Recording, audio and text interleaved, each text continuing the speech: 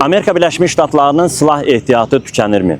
Burada, Vaşinqtonda son günlər ən çox müzakirə olunan məsələlərdən biri də budur. Aparıcı media orqanları Reuters, Washington Post, Bloomberg bu mövzu ilə bağlı ardıcıl məqalələr, yazılar dərc edib ölkənin aparıcı siyasi şərhçiləri, hərbi ekspertləri bununla bağlı şərhlər verirlər. Hətta argument olaraq onu da səsləndirirlər ki, son aylar Amerika Birləşmiş Ştatları Ukraynaya əvvəlki qədər silah təchizatını həyata keçirmir və Ukrayna artıq Amerika Birləşmiş Ştatlarının xarici siyasətində prioritet məsələ deyil. Hətta bununla bağlı Prezident Donald Trump özünün sosial şəbəkə hesablarında sərt bəyanat da paylaşıb və bildirib ki, Amerika Birləşmiş Ştatları dünyanın ən böyük silah istehsal edən ölkələrindən biridir. ABŞ-ın silah sənayesi müəssisələri intensiv şəkildə fəaliyyət göstərir və qısacası ABŞ-ın kifayət qədər silah ehtiyatı var. Hətta Prezident Donald Trump bu məlumatları media ötürən şəxslərə də sərt xəbərdarlıq edib, onları cəzalandıracağını bildirib. Amma müzakirələr davam etməkdədir.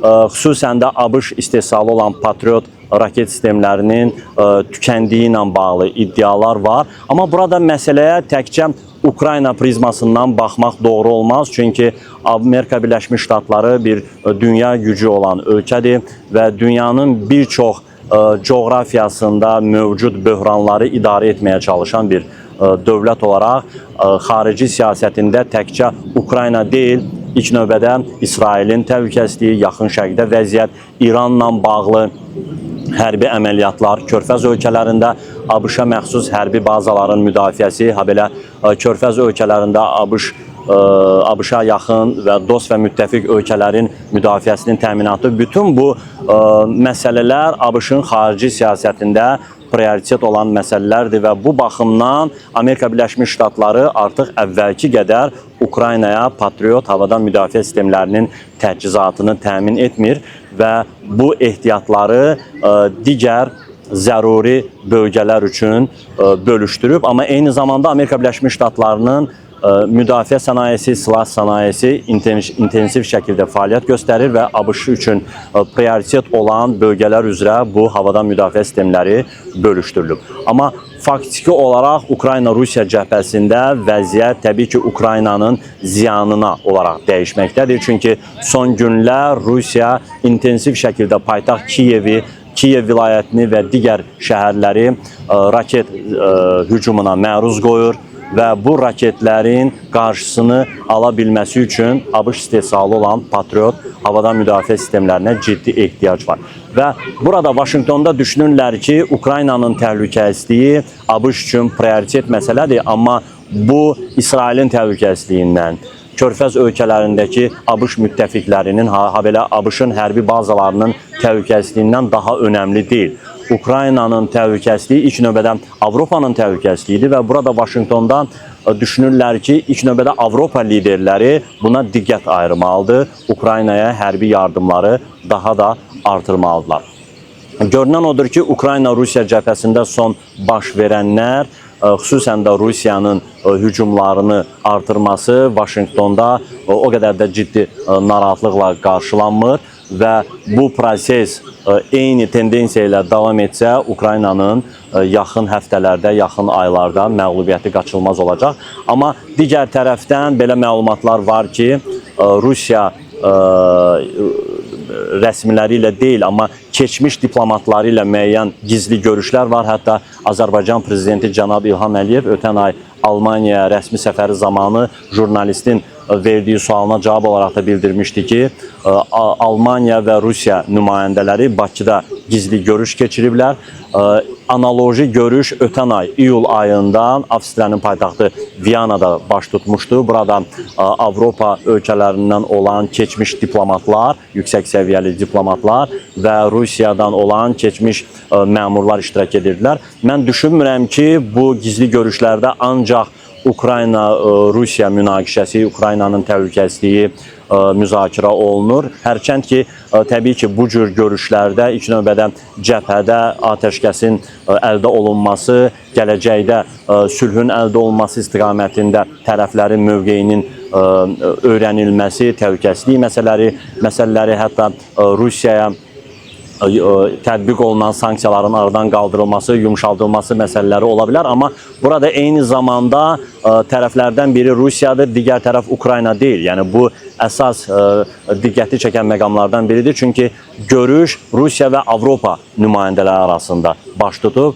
Bu baxımdan düşünürəm ki, bu görüşdə eyni zamanda Avropa ölkələrinin özünün təhlükəsizliyi və mavi yanacaqla, enerji ilə təchizatı məsələsi müzakirə oluna bilər. Çünki önümüzdən 2 aylarda artıq payız, qış ayları gəlir. Avropa ölkələri üçün ən önəmli məsələlərdən biri qış aylarında mavi yanacağın əldə olunmasıdır ki, yenidən Rusiya qazına müraciət oluna bilər. Amma bu görüşlər gizlidir. Bununla bağlı hər hansı bir rəsmi açıqlama verilməyib və Amerika Birləşmiş Ştatlarına qayıtsaq, yenə Vaşinqtonda düşünürlər ki, Ukrayna-Rusiya arasında hansısa bir formada atəşkəs və ya razılaşma əldə olunmalıdır. Bu münaqişənin, bu müharibənin müddətsiz şəkildə davam etməsi nə Rusiyaya, nə də Ukraynaya fayda gətirməyəcək və Amerika Birləşmiş Ştatları Bidenin dönəmindən fərqli olaraq bugün Ukraynaya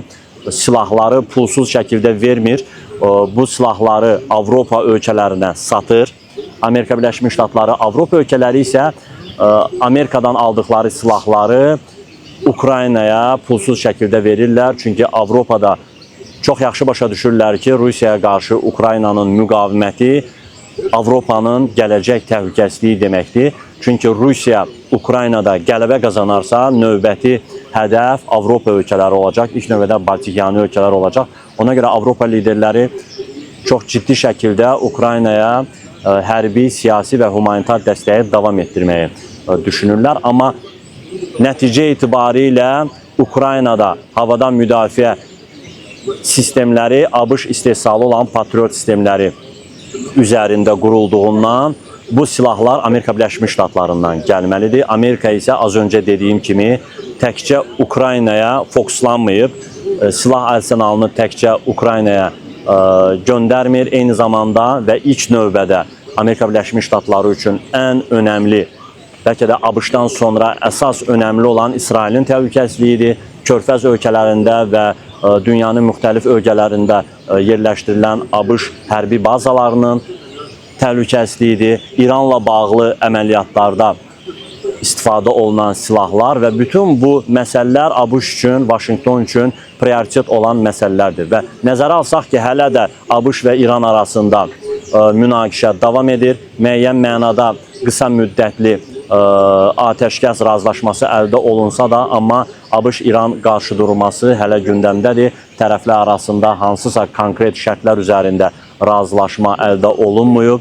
Görünən odur ki, İran hələ uzun müddət müqavimətini davam etdirmək gücündədir və onu da diqqətə çatdırmaq istəyirəm ki, bugün İran çox ucuz başa gələn 10.000, 30.000, 50.000 ABŞ dolları civarında başa gələn kamikadze dronlarla, artilleriya raketləri ilə ABŞ-ın Körfəz bölgəsindəki hərbi bazalarını hədəfə alır və bu hücumlara qarşı olaraq Amerika Birləşmiş Ştatları Patriot havadan müdafiə sistemlərini işə salmaq məcburiyyətindədir və bu Patriot sistemlərinin istehsalı uzun müddət bahasına başa gəlir və çoxlu sayda milyonlarla dollar vəsait hesabına başa gəlir. Bu baxımdan Patriot havadan müdafiə sistemlərinin istehsalı ABŞ üçün bugün də prioritetdir. Lakin bu raketlərin istehsalı zaman və vaxt aldığından və böyük məbləğdə vəsait tələb elədiyindən ABŞ